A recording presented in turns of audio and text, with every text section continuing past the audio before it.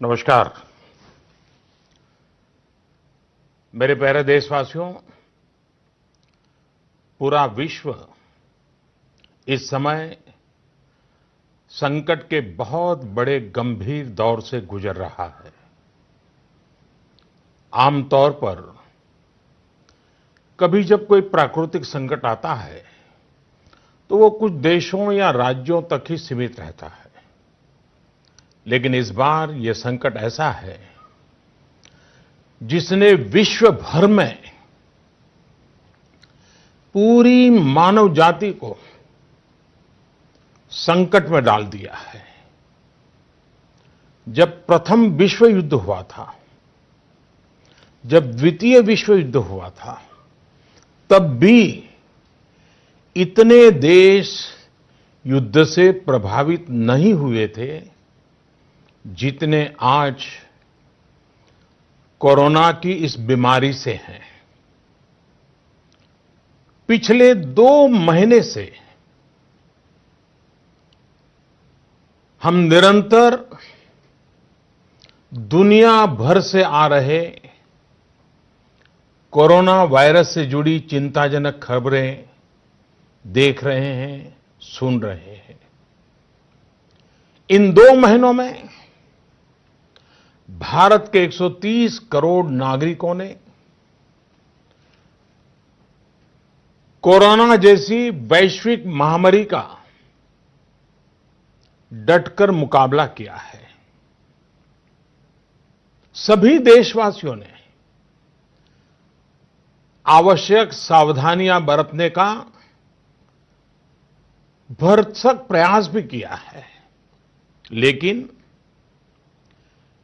बीते कुछ दिनों से एक ऐसा माहौल बन रहा है, ऐसा लग रहा है जैसे हम संकट से बचे हुए हैं। ऐसा लगता है सब ठीक है। वैश्विक महामारी कोरोना से निश्चिंत हो जाने की ये सोच सही नहीं है। इसलिए प्रत्येक भारतवासी का सजग रहना, सतर्क रहना बहुत आवश्यक है। साथियों,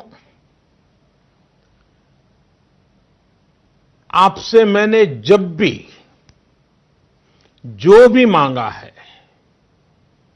मुझे कभी भी देशवासियों ने निराश नहीं किया है। ये आपके आशीर्वाद की ताकत है कि हम सब मिल करके अपने निर्धारित लक्ष्यों की तरफ आगे बढ़ रहे हैं। प्रयास सफल भी होते हैं। आज मैं आप सभी देशवासियों से, 130 करोड़ देशवासियों से, आप सबसे कुछ मांगने आया हूं। मुझे आपके आने वाले कुछ सप्ताह चाहिए। आपका आने वाला कुछ समय चाहिए। मेरे प्यारे देशवासियों, अभी तक विज्ञान कोरोना महामारी से बचने के लिए कोई निश्चित उपाय नहीं सुझा सका है और न ही इसकी कोई वैक्सीन बन पाई है। ऐसी स्थिति में हर किसी की चिंता बढ़नी बहुत स्वाभाविक है। दुनिया के जिन देशों में कोरोना का वायरस और उसका प्रभाव ज्यादा देखा जा रहा है, वहां अध्ययन में एक और बात सामने आई है। इन देशों में शुरुआती कुछ दिनों के बाद अचानक बीमारी का जैसे विस्फोट हुआ है। इन देशों में कोरोना से संक्रमित लोगों की संख्या बहुत तेजी से बढ़ी है।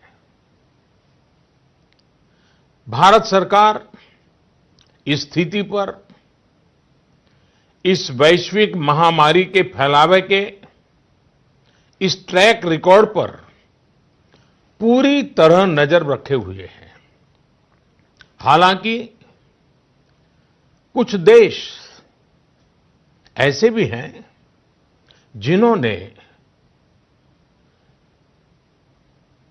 आवश्यक निर्णय भी किए और अपने यहां के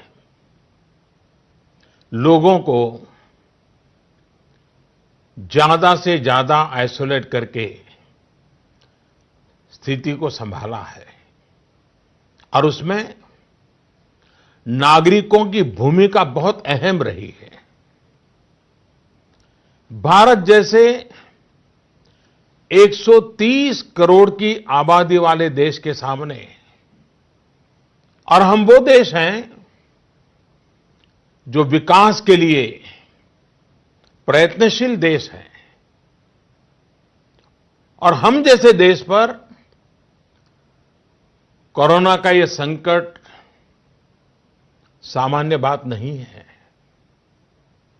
आज जब बड़े-बड़े और विकसित देशों में हम इस वैश्विक महामारी का व्यापक प्रभाव देख रहे हैं, तो भारत पर इसका कोई प्रभाव नहीं पड़ेगा, ये मानना गलत है।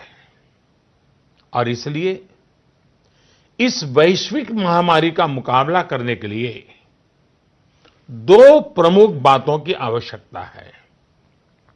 पहला, संकल्प, और दूसरा, संयम। संकल्प और संयम। आज 130 करोड़ देशवासियों को अपना संकल्प और दृढ़ करना होगा कि हम इस वैश्विक महामारी को रोकने के लिए एक नागरिक के नाते अपने कर्तव्य का पालन करेंगे। केंद्र सरकार, राज्य सरकारों के दिशा निर्देशों का पूरी तरह से पालन करेंगे। आज हमें यह संकल्प लेना होगा कि हम स्वयं संक्रमित होने से बचेंगे और दूसरों को भी संक्रमित होने से बचाएंगे। साथियों, इस तरह की वैश्विक महामारी में एक ही मंत्र काम करता है, हम स्वस्थ तो जग स्वस्थ। हम स्वस्थ तो जग स्वस्थ। ऐसी स्थिति में जब इस बीमारी की कोई दवा नहीं है, तो हमारा खुद का स्वस्थ बने रहना यह सबसे पहली आवश्यकता है। इस बीमारी से बचने और खुद के स्वस्थ बने रहने के लिए दूसरी अनिवार्यता है, वो है संयम। और संयम का तरीका क्या है? भीड़ से बचना, घर से बाहर निकलने से बचना, आजकल जिसे सोशल डिस्टेंसिंग कहा जा रहा है, कोरोना वैश्विक महामारी के इस दौर में ये सोशल डिस्टेंसिंग ये बहुत ही ज्यादा आवश्यक है और कारगर भी है। हमारा संकल्प और संयम इस वैश्विक महामारी के प्रभाव को कम करने में बहुत बड़ी भूमिका निभाने वाला है। और इसलिए अगर आपको लगता है कि आप ठीक हैं, आपको कुछ नहीं होगा, आप ऐसे ही मार्केट में घूमते रहेंगे, सड़कों पर जाते रहेंगे और कोरोना से बचे रहेंगे, मैं समझता हूं ये सोच सही नहीं है।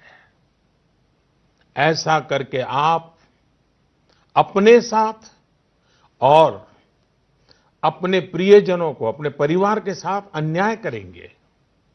इसलिए मेरा सभी देशवासियों से ये आग्रह है कि आने वाले कुछ सप्ताह तक जब बहुत जरूरी हो तभी अपने घर से बाहर निकलें।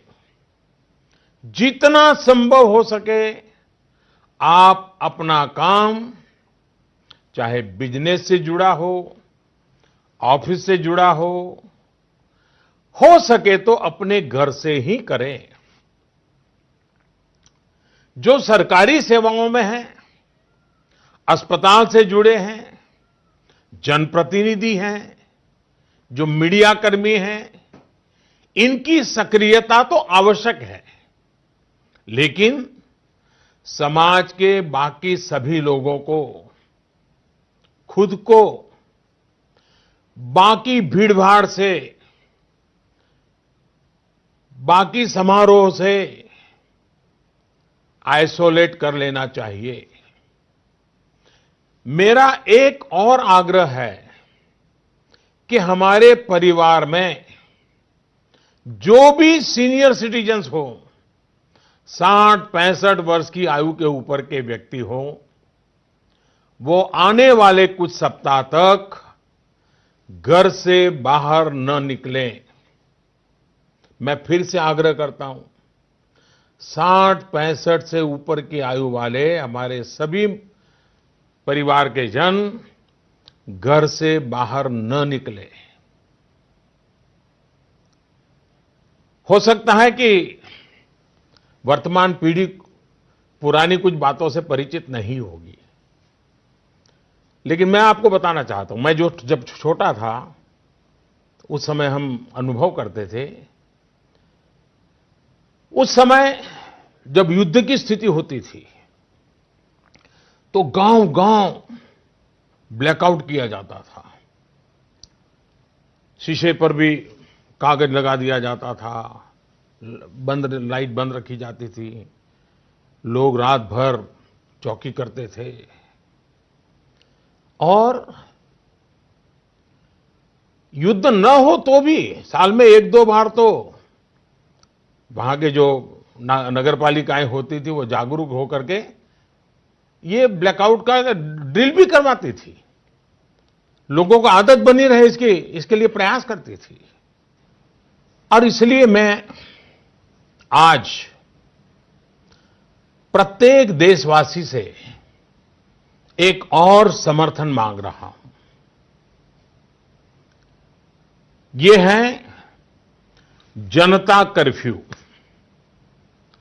जनता कर्फ्यू यानी जनता के लिए, जनता द्वारा खुद पर लगाया गया कर्फ्यू। इस रविवार यानी 2 दिन के बाद 22 मार्च रविवार को सुबह 7 बजे से रात 9 बजे तक सभी देशवासियों को जनता कर्फ्यू का पालन करना है। इस जनता कर्फ्यू के दरमियान कोई भी नागरिक घरों से बाहर न निकले, न सड़क पे जाएं, न मोहल्ले में या सोसाइटी में इकट्ठे हो, अपने घरों में ही रहें। हां, जो आवश्यक सेवाओं से जुड़े हुए हैं उनको तो जाना ही पड़ेगा, क्योंकि उनका बहुत बड़ा दायित्व होता है। लेकिन एक नागरिक के नाते न हम जाएं और हम देखने के लिए भी न जाएं। साथियों, 22 मार्च को हमारा ये प्रयास हमारे आत्मसंयम, देश हित में कर्तव्य पालन के संकल्प का एक मजबूत प्रतीक होगा। 22 मार्च को जनता कर्फ्यू की सफलता, इसके अनुभव हमें आने वाली चुनौतियों के लिए भी तैयार करेंगे। मैं देश की सभी राज्य सरकारों से भी आग्रह करूंगा कि वो जनता कर्फ्यू का पालन कराने का नेतृत्व करें। हमारे देश में कई संगठन हैं, एनसीसी हैं, एनएसएस हैं, कई युवा संगठन हैं, सिविल सोसाइटी है, खेलकूद के संगठन हैं, कई प्रकार के संगठन हैं, धार्मिक संगठन है, सामाजिक संगठन है, सब कोई, सबसे मैं अनुरोध करूंगा कि अभी से लेकर रविवार तक इस जनता कर्फ्यू का संदेश लोगों तक पहुंचाएं, लोगों को जागरूक करें। आप ये भी कर सकते हैं, हर दिन 10 नए लोगों को फोन करके आप इस वैश्विक महामारी के संबंध में नागरिक को करने वाले काम, जनता कर्फ्यू की बात उनको समझाएं, उनको बताएं। मेरे प्यारे देशवासियों, ये जनता कर्फ्यू एक प्रकार से हमारे लिए, भारत के लिए एक कसौटी की तरह होगा। ये कोरोना जैसी वैश्विक महामारी के खिलाफ लड़ाई के लिए भारत कितना तैयार है, ये देखने और परखने का भी समय है। आपके इन प्रयासों के बीच जनता कर्फ्यू के दिन 22 मार्च को, रविवार को ही, मैं आपसे एक और सहयोग चाहता हूं। साथियों, पिछले 2 महीनों से लाखों लोग अस्पतालों में, एयरपोर्ट पर, दफ्तरों में, शहर की गलियों में दिन रात काम में जुटे हुए हैं। चाहे डॉक्टर हो, नर्सिस हो, हॉस्पिटल का स्टाफ हो, सफाई करने वाले हमारे भाई बहन हो, एयरलाइंस के कर्मचारी हो, सरकारी कर्मचारी हो, पुलिसकर्मी हो, मीडिया कर्मी हो, रेलवे, बस, ऑटो रिक्शा की सुविधा से जुड़े लोग हो, होम डिलीवरी करने वाले लोग हो, ये लोग अपनी परवाह न करते हुए दूसरों की सेवा में लगे हुए हैं। आज की परिस्थितियां देखें तो ये सेवाएं सामान्य नहीं कही जा सकती। आज खुद भी इनके संक्रमित होने का पूरा खतरा मोल लेते हैं। बावजूद इसके ये अपना कर्तव्य भी निभा रहे हैं, हर किसी की सेवा करने का प्रयास कर रहे हैं। ये अपने आप में राष्ट्र रक्षक की तरह कोरोना महामारी और हमारे बीच में एक शक्ति बनकर के खड़े हैं। देश ऐसे सब छोटे बड़े व्यक्तियों का, संगठनों का कृतज्ञ है। मैं चाहता हूं कि 22 मार्च रविवार के दिन हम ऐसे सभी लोगों को धन्यवाद अर्पित करें, और धन्यवाद अर्पित करने का तरीका भी देश के एक एक व्यक्ति को जोड़ सकता है। रविवार को, यानी जनता कर्फ्यू के दिन शाम को ठीक 5 बजे हम अपने घर के दरवाजे पर खड़े होकर, या बालकनी में, या खिड़कियों के सामने खड़े होकर 5 मिनट तक, रविवार को शाम को 5 बजे 5 मिनट तक ऐसे लोगों का आभार व्यक्त करें। और आभार कैसे व्यक्त करेंगे? ताली बजा करके, थाली बजा करके, घंटी बजा करके, हम उनके प्रति अपनी कृतज्ञता व्यक्त करें, उनका हौसला बढ़ाएं, उनको सैल्यूट करें। पूरे देश के स्थानीय प्रशासन से भी मेरा आग्रह है कि 22 मार्च को 5 बजे सायरन की आवाज से इसकी सूचना लोगों तक पहुंचाए। सेवा परमो धर्म के हमारे संस्कारों को मानने वाले ऐसे देशवासियों के लिए हमें पूरी श्रद्धा के साथ अपने भाव व्यक्त करने चाहिए। साथियों, संकट के इस समय में आपको ये भी ध्यान रखना है कि हमारी आवश्यक सेवाओं पर, हमारे हॉस्पिटलों पर दबाव बढ़ना नहीं चाहिए,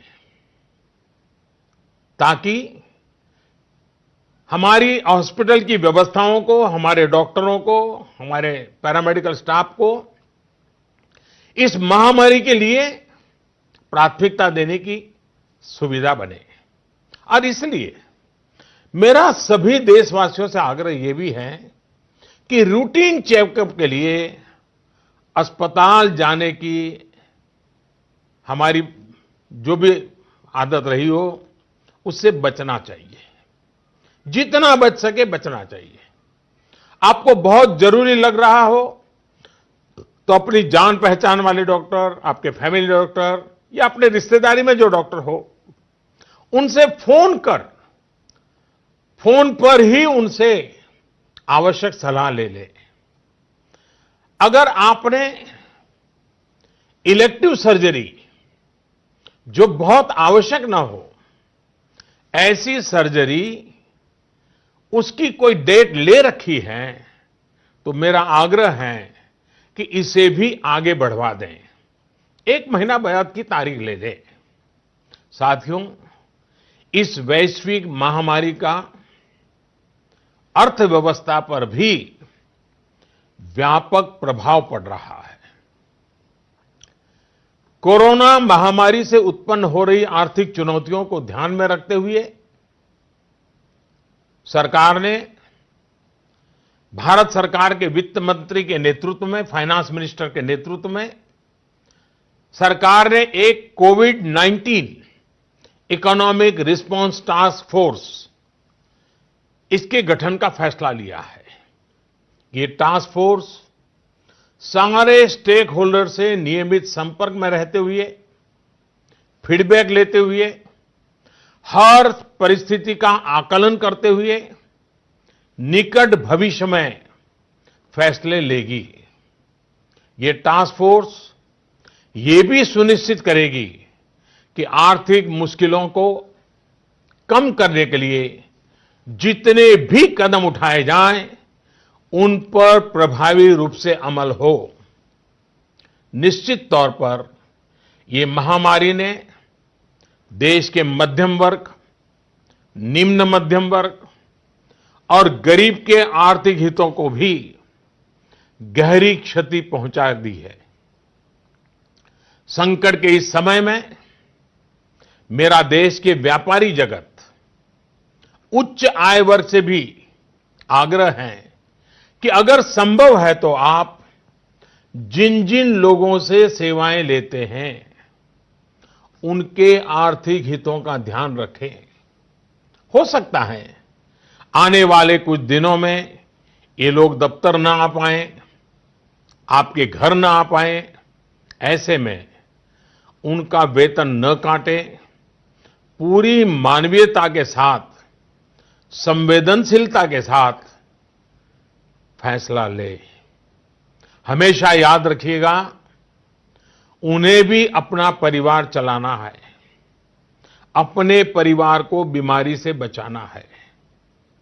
मैं देशवासियों को इस बात के लिए भी आश्वस्त करता हूं कि देश में दूध, खाने पीने का सामान, दवाइयां, जीवन के लिए जरूरी ऐसी आवश्यक चीजों की कमी ना हो, इसके लिए तमाम कदम उठाए जा रहे हैं।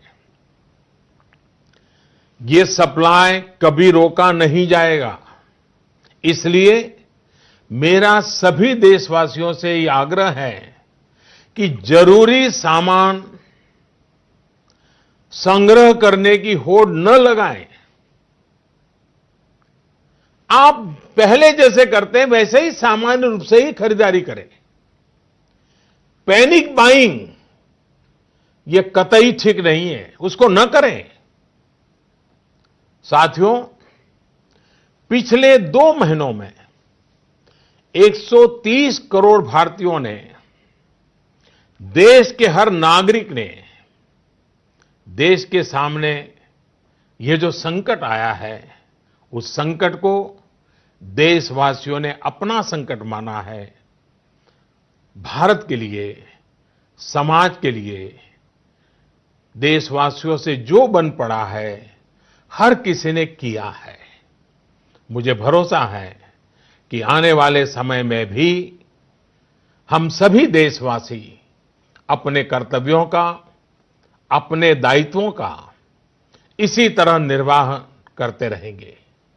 हां, मैं मानता हूं कि ऐसे समय में कुछ कठिनाइयां भी आती हैं। आशंकाओं और अफवाहों का वातावरण भी पैदा होता है। कई बार एक नागरिक के तौर पर हमारी अपेक्षाएं भी पूरी नहीं हो पाती। फिर भी ये संकट इतना बड़ा है और वैश्विक है। एक देश भी दूसरे देश को मदद नहीं कर पा रहा है। ऐसी स्थिति में सारे देशवासियों को इन दिक्कतों के बीच दृढ़ संकल्प के साथ इन कठिनाइयों का मुकाबला करने की भी आवश्यकता है। साथियों, हमें अभी अपना सारा सामर्थ्य खुद को बचाने के लिए, कोरोना से बचने के लिए ही प्राथमिकता देनी है। आज देश में केंद्र सरकार हो, राज्य सरकारें हो, स्थानीय निकाय हो, पंचायतें हो, जनप्रतिनिधि हो या फिर सिविल सोसाइटी, हर कोई अपने अपने तरीके से इस वैश्विक महामारी से बचने में अपना योगदान दे रहा है। आपको भी अपना पूरा योगदान देना है। ये आवश्यक है कि वैश्विक महामारी के इस वातावरण में मानव जाति विजयी हो, भारत विजयी हो। मेरे प्यारे देशवासियों, कुछ दिन में नवरात्रि का पर्व आ रहा है। ये शक्ति उपासना का पर्व है। भारत पूरी शक्ति के साथ आगे बढ़े, इस संकल्प को लेकर के आवश्यक संयम का पालन करते हुए आओ हम भी बचें, देश भी बचाएं, जग को भी बचाएं।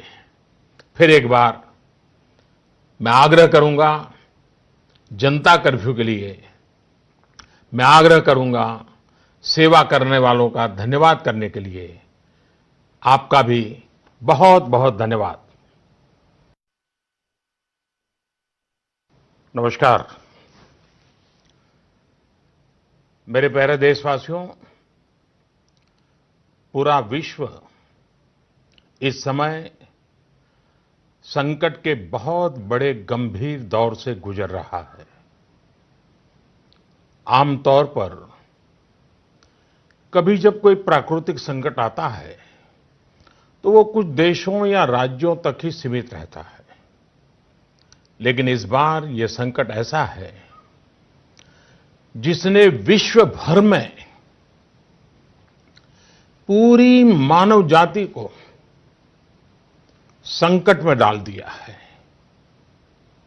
जब प्रथम विश्व युद्ध हुआ था, जब द्वितीय विश्व युद्ध हुआ था, तब भी इतने देश युद्ध से प्रभावित नहीं हुए थे जितने आज कोरोना की इस बीमारी से हैं,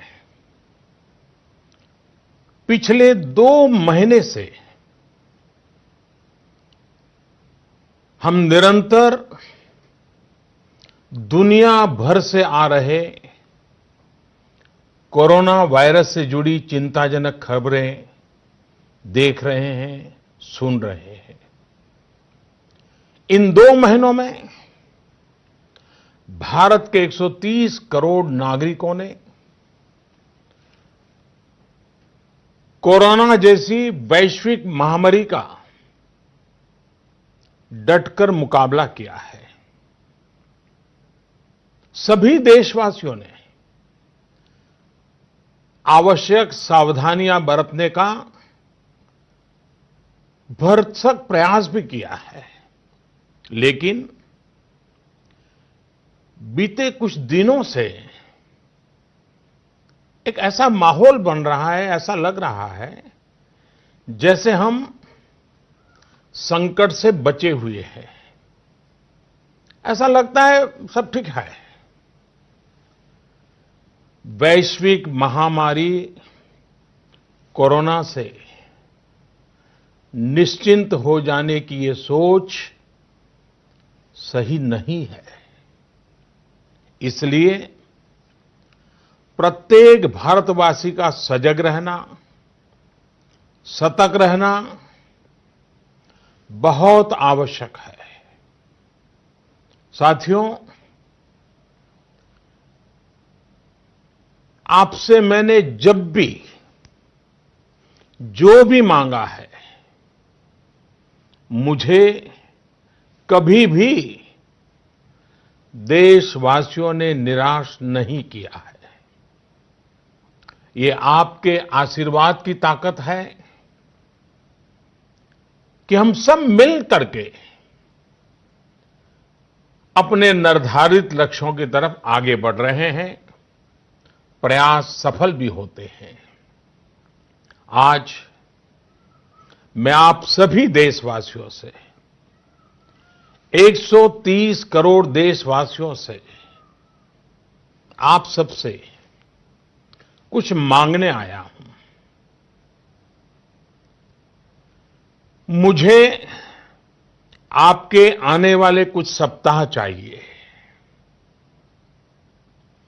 आपका आने वाला कुछ समय चाहिए। मेरे प्यारे देशवासियों, अभी तक विज्ञान कोरोना महामारी से बचने के लिए कोई निश्चित उपाय नहीं सुझा सका है और न ही इसकी कोई वैक्सीन बन पाई है। ऐसी स्थिति में हर किसी की चिंता बढ़नी बहुत स्वाभाविक है। दुनिया के जिन देशों में कोरोना का वायरस और उसका प्रभाव ज्यादा देखा जा रहा है, वहां अध्ययन में एक और बात सामने आई है। इन देशों में शुरुआती कुछ दिनों के बाद अचानक बीमारी का जैसे विस्फोट हुआ है।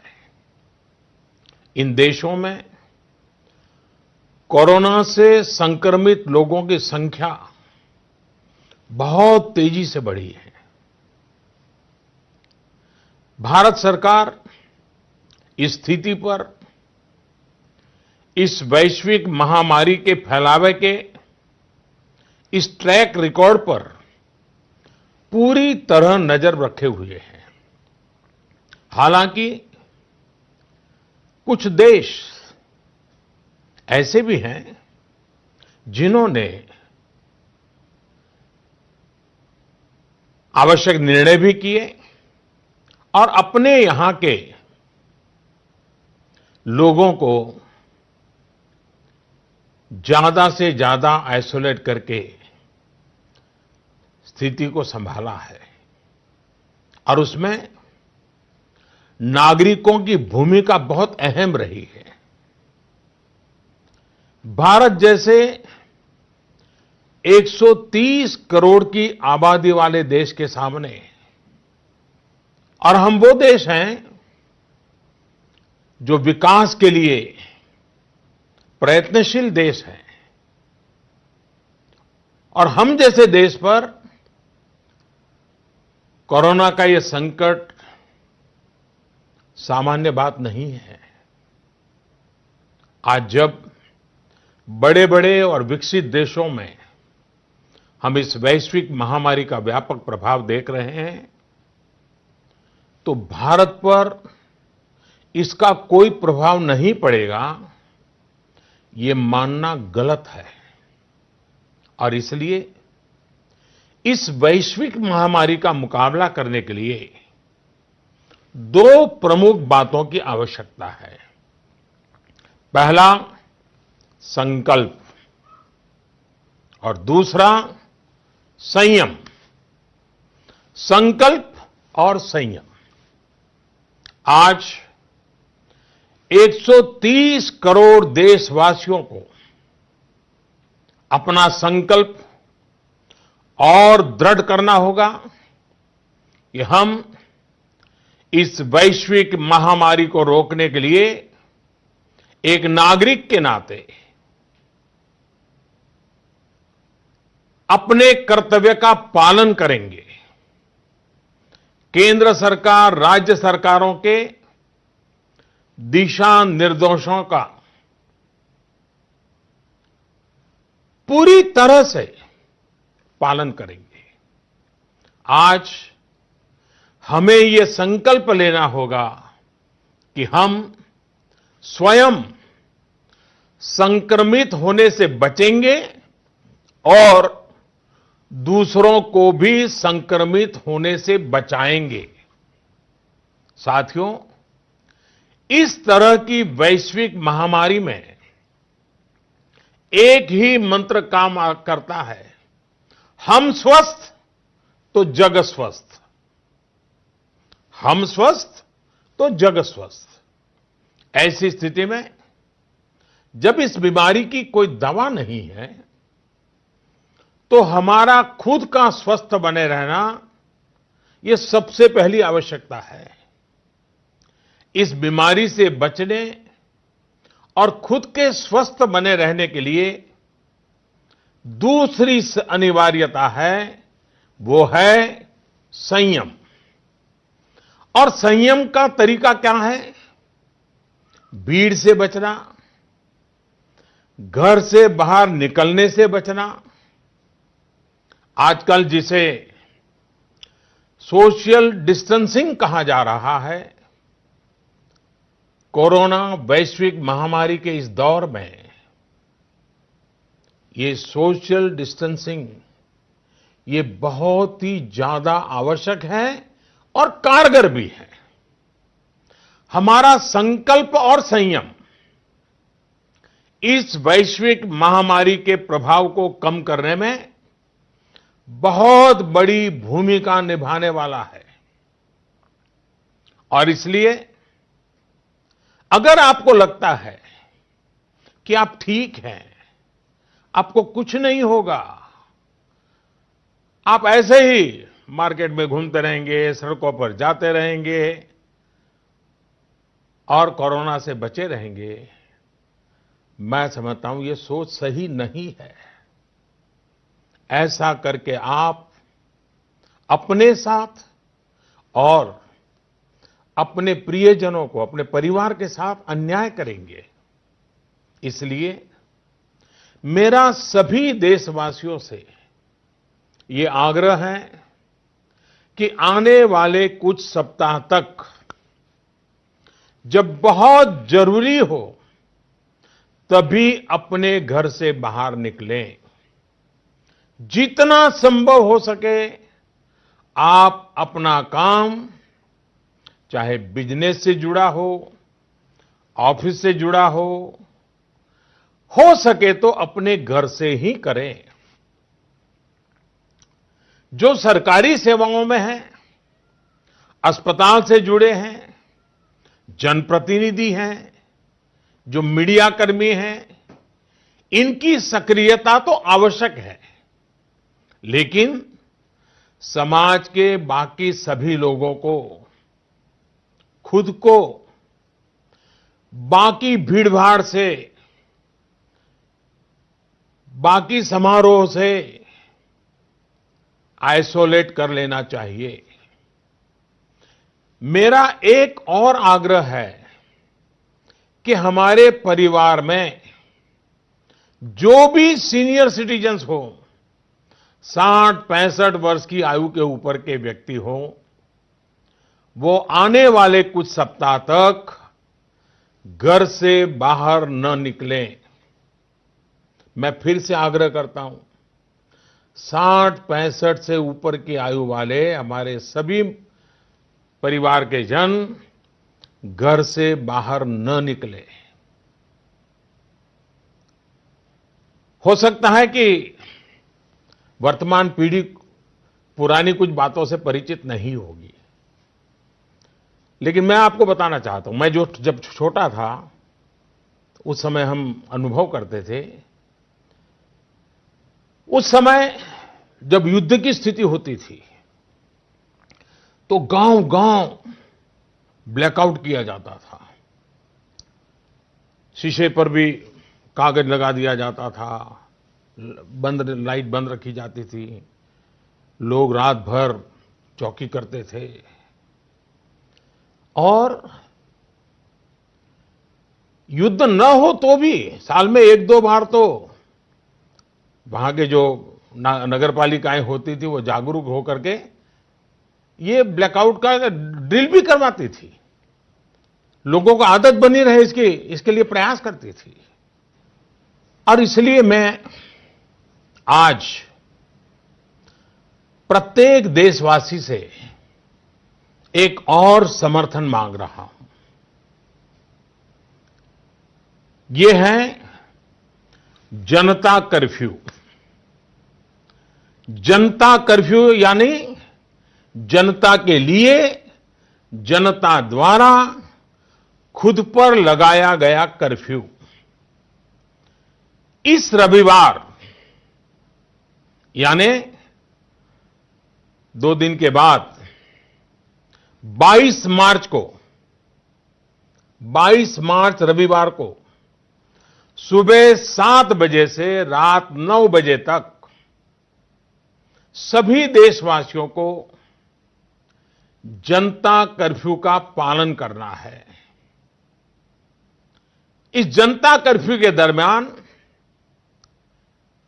कोई भी नागरिक घरों से बाहर न निकले, न सड़क पे जाए, न मोहल्ले में या सोसाइटी में इकट्ठे हो, अपने घरों में ही रहें।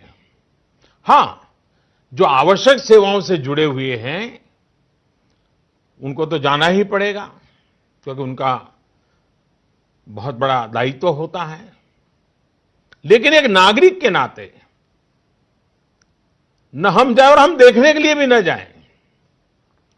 साथियों, 22 मार्च को हमारा ये प्रयास हमारे आत्मसंयम, देश हित में कर्तव्य पालन के संकल्प का एक मजबूत प्रतीक होगा। 22 मार्च को जनता कर्फ्यू की सफलता, इसके अनुभव हमें आने वाली चुनौतियों के लिए भी तैयार करेंगे। मैं देश की सभी राज्य सरकारों से भी आग्रह करूंगा कि वो जनता कर्फ्यू का पालन कराने का नेतृत्व करें। हमारे देश में कई संगठन हैं, एनसीसी हैं, एनएसएस हैं, कई युवा संगठन हैं, सिविल सोसाइटी है, खेलकूद के संगठन हैं, कई प्रकार के संगठन हैं, धार्मिक संगठन है, सामाजिक संगठन है, सबसे मैं अनुरोध करूंगा कि अभी से लेकर रविवार तक इस जनता कर्फ्यू का संदेश लोगों तक पहुंचाएं, लोगों को जागरूक करें। आप ये भी कर सकते हैं, हर दिन 10 नए लोगों को फोन करके आप इस वैश्विक महामारी के संबंध में नागरिक को करने वाले काम, जनता कर्फ्यू की बात उनको समझाएं, उनको बताएं। मेरे प्यारे देशवासियों, ये जनता कर्फ्यू एक प्रकार से हमारे लिए, भारत के लिए एक कसौटी की तरह होगा। ये कोरोना जैसी वैश्विक महामारी के खिलाफ लड़ाई के लिए भारत कितना तैयार है, ये देखने और परखने का भी समय है। आपके इन प्रयासों के बीच जनता कर्फ्यू के दिन 22 मार्च को, रविवार को ही, मैं आपसे एक और सहयोग चाहता हूं। साथियों, पिछले 2 महीनों से लाखों लोग अस्पतालों में, एयरपोर्ट पर, दफ्तरों में, शहर की गलियों में दिन रात काम में जुटे हुए हैं। चाहे डॉक्टर हो, नर्सिस हो, हॉस्पिटल का स्टाफ हो, सफाई करने वाले हमारे भाई बहन हो, एयरलाइंस के कर्मचारी हो, सरकारी कर्मचारी हो, पुलिसकर्मी हो, मीडिया कर्मी हो, रेलवे, बस, ऑटो रिक्शा की सुविधा से जुड़े लोग हो, होम डिलीवरी करने वाले लोग हो, ये लोग अपनी परवाह न करते हुए दूसरों की सेवा में लगे हुए हैं। आज की परिस्थितियां देखें तो ये सेवाएं सामान्य नहीं कही जा सकती। आज खुद भी इनके संक्रमित होने का पूरा खतरा मोल लेते हैं। बावजूद इसके ये अपना कर्तव्य भी निभा रहे हैं, हर किसी की सेवा करने का प्रयास कर रहे हैं। ये अपने आप में राष्ट्र रक्षक की तरह कोरोना महामारी और हमारे बीच में एक शक्ति बनकर के खड़े हैं। देश ऐसे सब छोटे बड़े व्यक्तियों का, संगठनों का कृतज्ञ है। मैं चाहता हूं कि 22 मार्च रविवार के दिन हम ऐसे सभी लोगों को धन्यवाद अर्पित करें, और धन्यवाद अर्पित करने का तरीका भी देश के एक एक व्यक्ति को जोड़ सकता है। रविवार को, यानी जनता कर्फ्यू के दिन, शाम को ठीक 5 बजे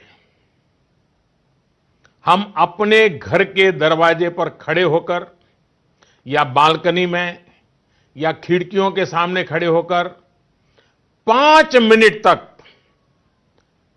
रविवार को शाम को 5 बजे 5 मिनट तक ऐसे लोगों का आभार व्यक्त करें। और आभार कैसे व्यक्त करेंगे? ताली बजा करके, थाली बजा करके, घंटी बजा करके हम उनके प्रति अपनी कृतज्ञता व्यक्त करें, उनका हौसला बढ़ाएं, उनको सैल्यूट करें। पूरे देश के स्थानीय प्रशासन से भी मेरा आग्रह है कि 22 मार्च को 5 बजे सायरन की आवाज से इसकी सूचना लोगों तक पहुंचाएं। सेवा परमो धर्म के हमारे संस्कारों को मानने वाले ऐसे देशवासियों के लिए हमें पूरी श्रद्धा के साथ अपने भाव व्यक्त करने चाहिए। साथियों, संकट के इस समय में आपको ये भी ध्यान रखना है कि हमारी आवश्यक सेवाओं पर हमारे हॉस्पिटलों पर दबाव बढ़ना नहीं चाहिए, ताकि हमारी हॉस्पिटल की व्यवस्थाओं को, हमारे डॉक्टरों को, हमारे पैरामेडिकल स्टाफ को इस महामारी के लिए प्राथमिकता देने की सुविधा बने।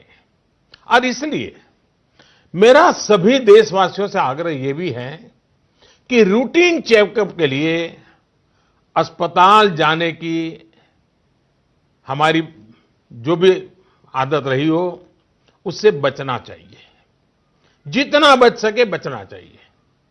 आपको बहुत जरूरी लग रहा हो तो अपनी जान पहचान वाले डॉक्टर, आपके फैमिली डॉक्टर या अपने रिश्तेदारी में जो डॉक्टर हो, उनसे फोन पर ही उनसे आवश्यक सलाह ले लें। अगर आपने इलेक्टिव सर्जरी जो बहुत आवश्यक ना हो, ऐसी सर्जरी उसकी कोई डेट ले रखी है, तो मेरा आग्रह है कि इसे भी आगे बढ़वा दें। 1 महीना बाद की तारीख ले लें। साथियों, इस वैश्विक महामारी का अर्थव्यवस्था पर भी व्यापक प्रभाव पड़ रहा है। कोरोना महामारी से उत्पन्न हो रही आर्थिक चुनौतियों को ध्यान में रखते हुए सरकार ने, भारत सरकार के वित्त मंत्री के नेतृत्व में, फाइनेंस मिनिस्टर के नेतृत्व में सरकार ने एक कोविड-19 इकोनॉमिक रिस्पांस टास्क फोर्स, इसके गठन का फैसला लिया है।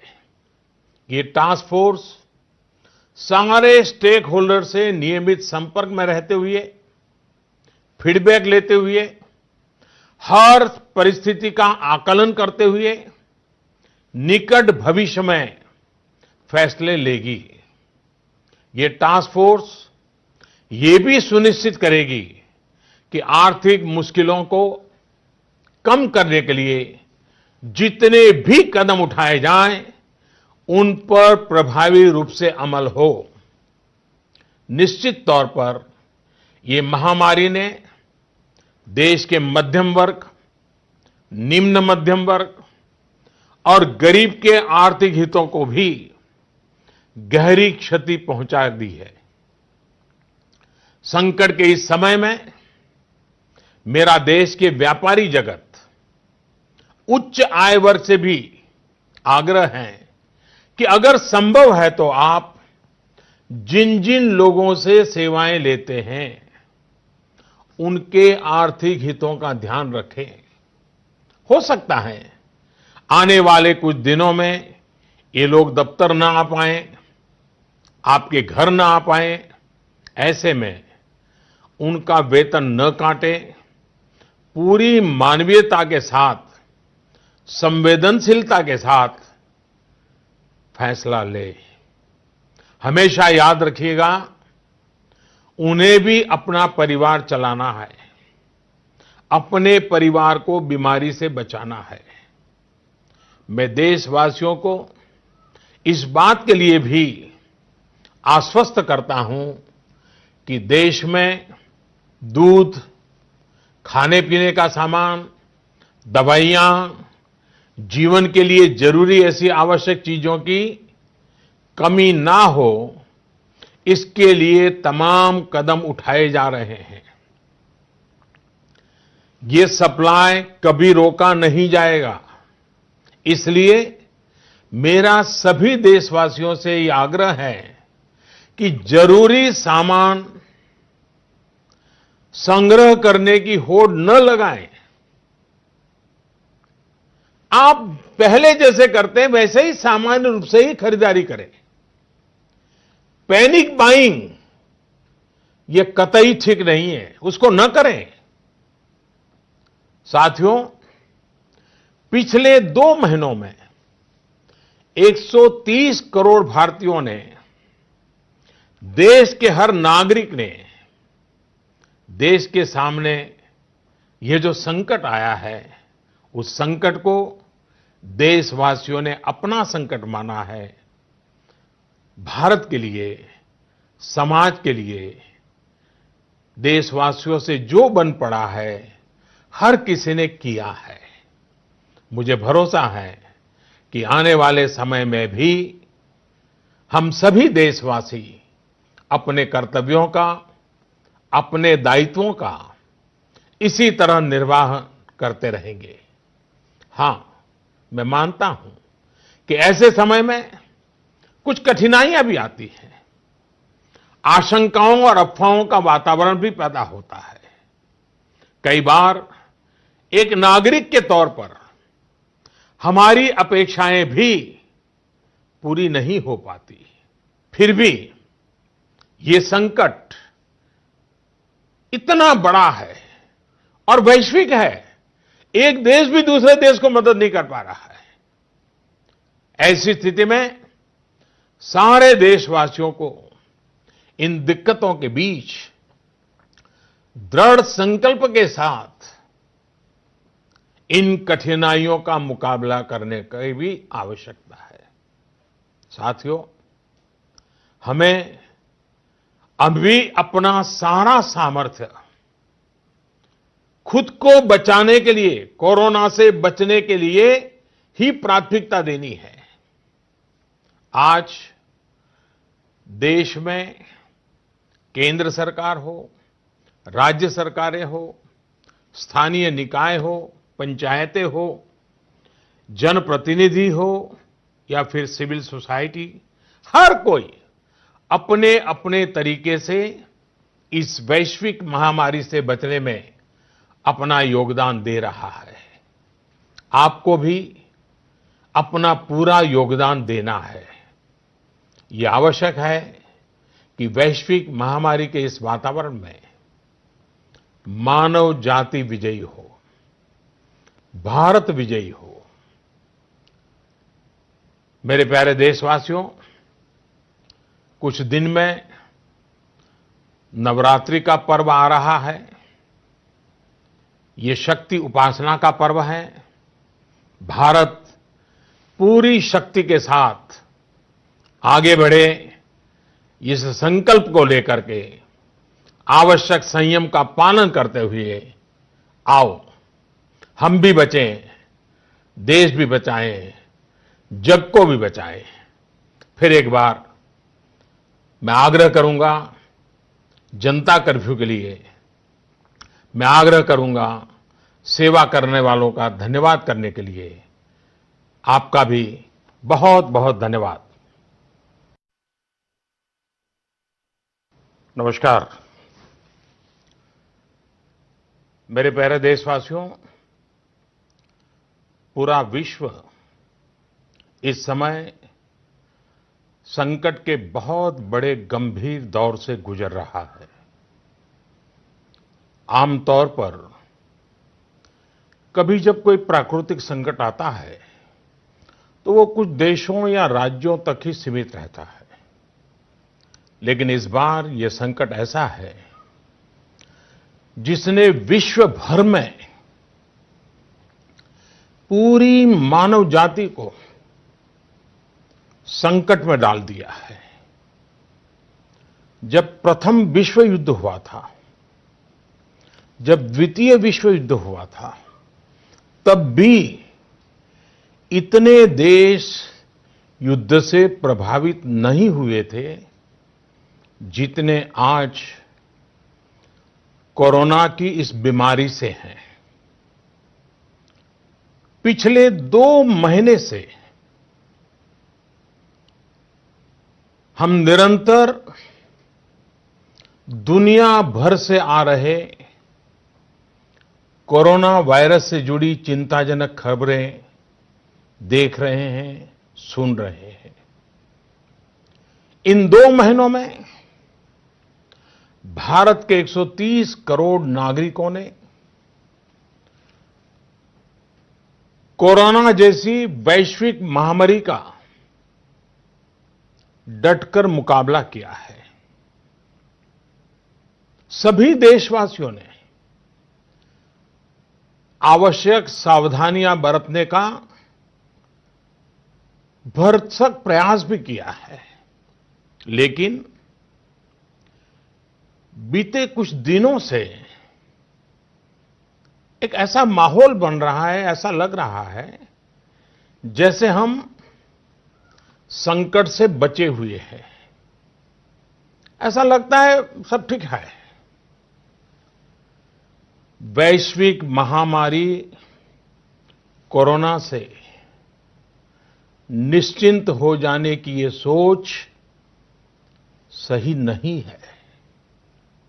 इसलिए प्रत्येक भारतवासी का सजग रहना, सतर्क रहना बहुत आवश्यक है। साथियों, आपसे मैंने जब भी जो भी मांगा है, मुझे कभी भी देशवासियों ने निराश नहीं किया है। ये आपके आशीर्वाद की ताकत है कि हम सब मिल करके अपने निर्धारित लक्ष्यों की तरफ आगे बढ़ रहे हैं, प्रयास सफल भी होते हैं। आज मैं आप सभी देशवासियों से, 130 करोड़ देशवासियों से, आप सबसे कुछ मांगने आया हूं। मुझे आपके आने वाले कुछ सप्ताह चाहिए। आपका आने वाला कुछ समय चाहिए। मेरे प्यारे देशवासियों, अभी तक विज्ञान कोरोना महामारी से बचने के लिए कोई निश्चित उपाय नहीं सुझा सका है और न ही इसकी कोई वैक्सीन बन पाई है। ऐसी स्थिति में हर किसी की चिंता बढ़नी बहुत स्वाभाविक है। दुनिया के जिन देशों में कोरोना का वायरस और उसका प्रभाव ज्यादा देखा जा रहा है, वहां अध्ययन में एक और बात सामने आई है। इन देशों में शुरुआती कुछ दिनों के बाद अचानक बीमारी का जैसे विस्फोट हुआ है। इन देशों में कोरोना से संक्रमित लोगों की संख्या बहुत तेजी से बढ़ी है। भारत सरकार इस स्थिति पर, इस वैश्विक महामारी के फैलावे के इस ट्रैक रिकॉर्ड पर पूरी तरह नजर रखे हुए हैं। हालांकि कुछ देश ऐसे भी हैं जिन्होंने आवश्यक निर्णय भी किए और अपने यहां के लोगों को ज्यादा से ज्यादा आइसोलेट करके स्थिति को संभाला है और उसमें नागरिकों की भूमिका बहुत अहम रही है। भारत जैसे 130 करोड़ की आबादी वाले देश के सामने, और हम वो देश हैं जो विकास के लिए प्रयत्नशील देश हैं, और हम जैसे देश पर कोरोना का ये संकट सामान्य बात नहीं है।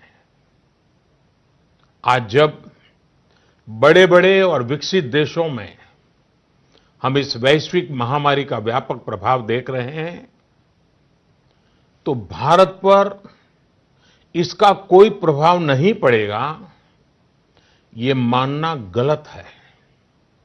और इसलिए इस वैश्विक महामारी का मुकाबला करने के लिए दो प्रमुख बातों की आवश्यकता है।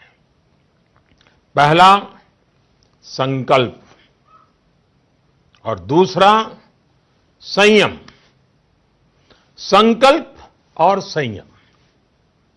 आज 130 करोड़ देशवासियों को अपना संकल्प और दृढ़ करना होगा कि हम इस वैश्विक महामारी को रोकने के लिए एक नागरिक के नाते अपने कर्तव्य का पालन करेंगे। केंद्र सरकार, राज्य सरकारों के दिशा निर्देशों का पूरी तरह से पालन करेंगे। आज हमें यह संकल्प लेना होगा कि हम स्वयं संक्रमित होने से बचेंगे और दूसरों को भी संक्रमित होने से बचाएंगे। साथियों, इस तरह की वैश्विक महामारी में एक ही मंत्र काम करता है, हम स्वस्थ तो जग स्वस्थ। हम स्वस्थ तो जग स्वस्थ। ऐसी स्थिति में जब इस बीमारी की कोई दवा नहीं है तो हमारा खुद का स्वस्थ बने रहना यह सबसे पहली आवश्यकता है। इस बीमारी से बचने और खुद के स्वस्थ बने रहने के लिए दूसरी अनिवार्यता है, वो है संयम। और संयम का तरीका क्या है? भीड़ से बचना, घर से बाहर निकलने से बचना। आजकल जिसे सोशल डिस्टेंसिंग कहा जा रहा है, कोरोना वैश्विक महामारी के इस दौर में ये सोशल डिस्टेंसिंग ये बहुत ही ज्यादा आवश्यक है और कारगर भी है। हमारा संकल्प और संयम इस वैश्विक महामारी के प्रभाव को कम करने में बहुत बड़ी भूमिका निभाने वाला है। और इसलिए अगर आपको लगता है कि आप ठीक हैं, आपको कुछ नहीं होगा, आप ऐसे ही मार्केट में घूमते रहेंगे, सड़कों पर जाते रहेंगे और कोरोना से बचे रहेंगे, मैं समझता हूं ये सोच सही नहीं है।